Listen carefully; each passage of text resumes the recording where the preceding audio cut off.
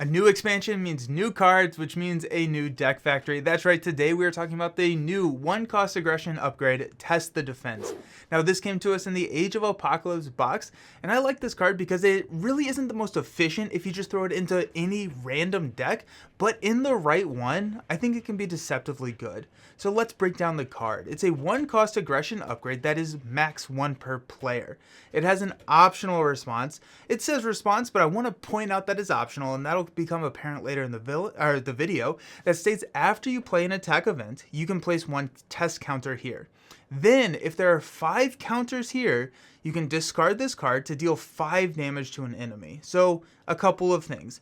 2 effective resources, 1 printed cost, plus the card itself for 5 damage is pretty efficient. So that's nice. It is a delayed gratification. You do have to pay you have to play 5 attack events, and that's kind of where the card can fall a little short. It's slow. It is slow. And typically for slow cards, we want a more efficient payoff than what we're putting into it. So 2 effective costs, we're kind of looking at 4 damage. We do get 5 damage, but you have to play 5 events. And in solo, after you play 5 events, depending on your event makeup and what villain you're facing, you may have already just won. And so this card could just be a dud in that deck. That being said, I do love this card for a deck factory because these are supposed to be exercises in deck building, so let's flex our creative skills. When we're looking at this, my mind immediately goes to multiplayer. It's going to be much better if you have the time, which you do in multiplayer because of the higher health values of the villain, to build up and have this card have a higher impact. And what I alluded to earlier is you do not have to charge this card. It is a response, not a forced response. Now, until you have 4 charges on the card, you always want to be charging this card. You always want to be putting a charge on the card whenever you play an event, but you can sit there with 4 charges and wait for that optimal moment, maybe to take out a big minion or that final blow to the villain to trigger this last response. If we are early in the game and we're charging quickly and we have multiple test the defenses in our deck, burn through them. If just charge every single time, especially if you have been counting your cards and you know you have another one coming, because you might want to just charge the next one. We are probably also, when we're running this card, wanting to be looking at cheap attack events. We want to trigger this as many times as we can so we can accelerate to that 5 damage. We want to push quickly. If we're running a strategy of like a Hone Technique dive bomb, 1, the villain probably won't have enough health to make this worth it, and we're probably only playing 1 event per phase, which probably makes this hard to charge up fast enough to make it worth it. So if we're wanting to play multiple events each round, we want cheap events. So sidebar, this probably means we're going to want to at least consider fluid motion, maybe 1 or 2, to get the dual benefit of getting extra attacks or boosting our basic attack if we are playing multiple events, so we can get the dual benefit there. I had a old hero new trick Gamora deck that used this strategy, which will be posted on the channel pretty soon, and that deck is linked in the description. Had a lot of fun with that, right? You play a lot of events, you charge up test the defense, you also get boosted basic attack power based on fluid motion, and you just get to do a lot of damage, and that's fun. Now, the only 0 cost attack event we have in aggression is Get Over Here. So aerial heroes are probably more interested in this card. Just from like an easy to charge standpoint, it's a 1 effective resource to charge this card, and we're also, then boosting up our fluid motion, our basic attack. So that is something to just kind of be thinking of. We have a few heroes now that have 0 cost attack events in their kit, like Gamora's acrobatic move, Deadpool's maximum effort, among others. But really, we're looking at a lot of 1+ costed attack events in the game. So that probably means we want to target heroes with like a high economy or card draw to make sure that we can charge this up quickly, see the targets that we need to play, and then have the money to play those. So a couple of heroes who fit that description popped right into my head. The first one is Hawkeye. Oh my gosh, I actually really wanted to build Hawkeye. I'm choosing a different hero to build for today since I did Hawkeye for the sneak attack, but Hawkeye is fun because he has his arrows, and those are attack events. So we can use those to charge test the defense. We can use his quiver to get the attack event arrows, and expert marksman to pay for them, and that solves a lot of the prerequisites that we have for the card. We can also run other attack events, but he comes preloaded with 6 tutorable targets, which is pretty awesome. So I really wanted to run Hawkeye. I may just build a deck anyways, just have fun with it, but he seemed pretty exciting. The next one we're going to talk about is Nova. Nova can play a lot of cheap events, and Test the Defense can really help extend one of those Unleash the Nova Force turns, especially in multiplayer. Then, and little bit of foreshadowing here, Miss Marvel can help recur some of those events to get double utilizations out of like the pot shots, and so you can get a lot of charges off of one event. One physical card you can play multiple times, meaning that you can charge that Test the Defense and then just blow everything up on the table with an Unleash turn. But that foreshadowing comes to fruition right now because the hero I have settled on is Miss Marvel. We're gonna hop down to the table so I can show you why. So this is the Miss Marvel Test the Defense build. Now Miss Marvel can charge Test the Defense very quickly because she can use her Morphogenics ability to pop those attack events back to our hand, and we can play them again. And so even if we only have one event in our hand, we can double charge Test because we can pop it back and play it again. Whereas a lot of other heroes, you have to rely on drawing into 2 different attack events in order to charge Test twice. Now we are running 3 Test the Defense, and we have a little mitigation, which we'll get to here in a second, on if we already have one that's not fully charged and we draw into another. It's going to be a little benefit that we get with the champion, Miss Marvel here over here. But this is running because we want to get this onto the table as quickly as possible. If we are going to be leaning into building up the damage output from Test the Defense, we want to play Test the Defense before we even get to play an attack event. So 3x gives us the highest likelihood that we're going to get one in our opening hand. Therefore, that's why we're running 3. We want to play one, we can ditch the others, but also because we're going to be charging these up so quickly, we can play a Test the Defense, probably charge it before our first deck pass, and if we've been counting our cards, if we know we have another one, we can trigger it, knowing that we're about to draw into a second copy that we can immediately then play, because max 1 per player just means on the table, not in the deck. So if we have Test the Defense, we can maybe get multiple each deck pass. Now, we're just going to run a lot of really cheap attack events, and the first one here is a 1x1. Now 1x1 is a attack that deals 2 damage to an enemy, and if it defeats an enemy, deal 2 damage to another enemy. Well, another enemy, because you have to defeat the enemy. So 1x1 is a really cheap card that deals up to 4 damage, which is uber efficient, and we can embiggen it, which is another reason why I love Miss Marvel so much, because when we play an attack event, we can exhaust embiggen to increase the damage output by 2. So now 1x1, you deal 1 for 4, and then you can roll 4 to the next stage. Morphogenics can pop it back to our hand, and we are running a good number of attack events in this deck. And so if we don't have another good target for 1x1, we can then use it as a resource if we wanted to, or we could just play it again. But we do get that embiggen, which so highly increases the likelihood that we're going to get a lethal on that first 4 damage. Another good target for embiggen that we're throwing into the deck is a precision strike. So we're going to be dealing 2 damage to an enemy, and if this attack defeats an enemy, we get to heal 2 damage from our heroes. So similar kind of idea, embiggen can pump that up to 4, making it significantly more likely that we're going to be able to take out an enemy. And what I should have said at the beginning of this is this probably works best as a multiplayer deck. That being said, we're going to be running it solo on the live stream today, if you're watching it as the video released, or it will be linked down below once it becomes a VOD. And so we're going to be running that true solo, and we'll see how it goes. I think it'll work fine. True solo is going to thrive in multiplayer. Let's say that. It's going to thrive in multiplayer. It'll be good in solo.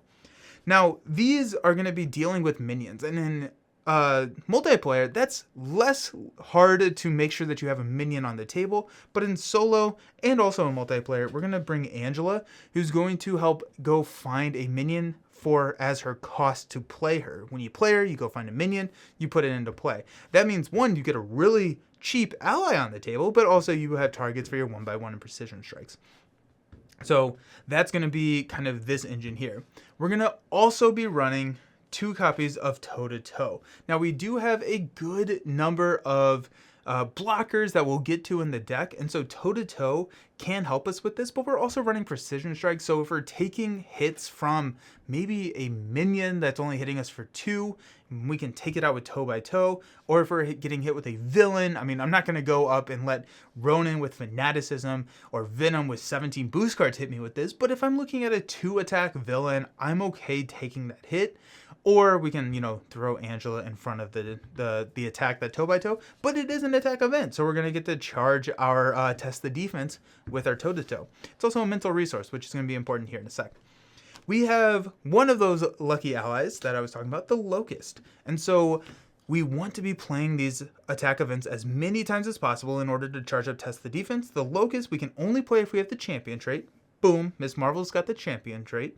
And our hero response is after the Locust enters play, we can add an aggression event from our discard pile to our hand. So now we can look at some of these that we've already talked about, and we got some more, don't worry, to pop back into our hand to play again. So we've got that.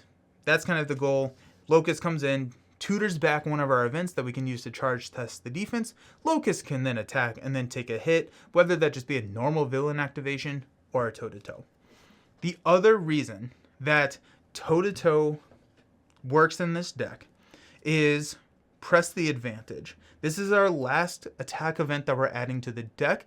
Press the Advantage is a 1-cost attack event that deals 2 damage to an enemy, which is not good efficiency, but if the enemy is stunned or confused, we get to draw a card. Now, this Locust is going to tutor Press the Advantage or something else depending on the game state, and the game state can be manipulated into a stunned or confused villain with Mockingbird, X, or Psylocke. Now these are our 3 status block characters that we're running in the deck. Mockingbird stuns, X and Psylocke confuse. Now Miss Marvel loves confuse. She loves her alter ego. We're going to talk about that a little bit more here in a second, but if we can, we're going to cycle Mockingbird and X and hopefully have Psylocke not use her triggers, her interrupts all the time, because I would much rather get those confuses via Professor X and have Psylocke there just in case we draw like an advance or something. That being said, if we have like a confused or a stunned villain, Press the Advantage is really effective now. It's also a mental resource. Talk about that here in a second. Alrighty. Actually, we're going to talk about it right now. I got my timing. I was excited. So a lot of this relies on having the right cards at the right time. The other reason that Miss Marvel is so good at this is because she has access to Champion's Mobile Bunker, which is you can exhaust it, choose a champion character, they can draw 2 cards, and then discard 2 cards. So if we are not stunned or confused, we have Press the Advantage that we probably do not want to be playing because it's not that efficient. So we can draw 2 cards, toss Press the Advantage. We can draw 2 cards, hopefully maybe we draw into the Locust, which allows us to toss a 1x1. Or maybe we draw 2 cards, we see that we now have a Professor X which we can play, which then makes Press the Advantage worth it. So this is card cycling. The other thing, and the reason I've been pointing out all of the mental resources, is Moon Girl. Moon Girl is another form of card cycling, because whenever you play Moon Girl, and you can play Moon Girl in hero form because we do have the champion trait, for every mental resource you pay for her, you get to draw a card. So if you play with her with 3 mental resources, which a lot of our situational cards are mental resources. Press the Advantage, Test the Defense, Precision Strike, Toe to Toe are all mental resources. So we can use those. Say we already have a Test the Defense on the table, we draw into another one. We can use Test the Defense to play Moon Girl and effectively cycle that out of our hand because we're getting a rebate, right? We're paying a Test the Defense. We're drawing a card to replace Test the Defense because we're using Moon Girl. So these are the 2 ways that we can filter our hand to make sure that we have the cards that we need at the right time. All this to be said, multiplayer is going to work a lot better than solo because we're going to have more time to get these onto the table and get the full utilization of these cards out in multiplayer. But it's going to be fun. We're going to have fun in solo as well. We do have a little bit of economy here with Miss Marvel. We have the biokinetic polymer suit, which we can exhaust to generate a resource for a event. And so, like I was saying earlier in the video, we want to have rich heroes or characters that can play multiple events. We're going to be running a martial prowess as well to generate a physical resource for an attack event. So with these two on the table, if we have a 1-cost event, we can actually play the 1-cost event with we can play 1/1 with a biokinetic. We can exhaust Miss Marvel, pop 1/1 back to our hand, play it again with a martial prowess, and we're only out 1 effective resource. So that's pretty nice from our hand. We got a couple other tricks to help us pay for all of these events at the same time. One of those is Nakia. So as an alter ego action, we can exhaust her to reduce the next card of the cost of the next card we play this phase by 1. So we can exhaust this, we can flip up, play 1/1 for effectively free. She likes her alter ego. She has a ton of other alter ego cards in her kit, and that's going to be really nice when we have Confuse here. So we have Confuse, which allows us to access that alter ego in solo. In multiplayer, you could probably drop these, honestly. I may think about dropping X and Psylocke. We're running at like 44 cards, so you do have a couple of rooms to cut, especially if you are running with a teammate at the table who is all about status lock, Mockingbird as well. You could drop all 3 of these. So this is the solo build. If you're running multiplayer, especially with someone who focuses on status conditions, you can drop these 3. So we got an additional cost here. But that is not all. We have another trick that we're pulling from an old Hero New Trick deck that I did, because Miss Marvel on her alter ego side has her Teen Spirit ability where she can discard cards until she hits a Miss Marvel card, and then she can draw that card. So yes, we are going to be flooding the deck with Digging Deeps, which says after this card is discarded from the top of your deck, add it to your hand. So that's going to help increase the efficiency. So if we can hit a Digging Deep with our Teen Spirit ability, we're plus 2 cards, meaning that we can potentially play 3 events in this turn. And now we're really super fast charging that Test the Defense. We're also going to be running a White Fox, because whenever she is discarded from the top of our deck, we get to add her into play. Really inexpensive ally that is very efficient for that cost. So White Fox, discard, boom, we're good. Digging Deep is also a mental because it's not printed. It's a wild, so we can use that for Moon Girl. Okay, this is where the next old hero new trick comes in, because we got a new ally that is Gold Balls. And Gold Ball, which just makes me laugh, I'm sorry. Gold Balls has an interrupt, so we can discard up to 3 cards from the top of our deck. He gets plus X attack, where X is the number of cards discarded this way. So that will trigger the Digging Deeps, the White Foxes, and we can make sure that we can know where those are by putting them on the bottom of our deck with a mirror. And so that's another one of our alter ego actions. Gold Balls also has a really nice synergy with 1/1 and Precision Strike. Because we are increasing that attack by X, where X is the amount we discard, if we have a minion that is 5 health. Let's say it's 5 health. We can use Gold Balls, discard 2 cards, and then we know a 1/1 or a Precision Strike will trigger, and we can get that additional benefit, either 2 more damage or healing, without the embiggen.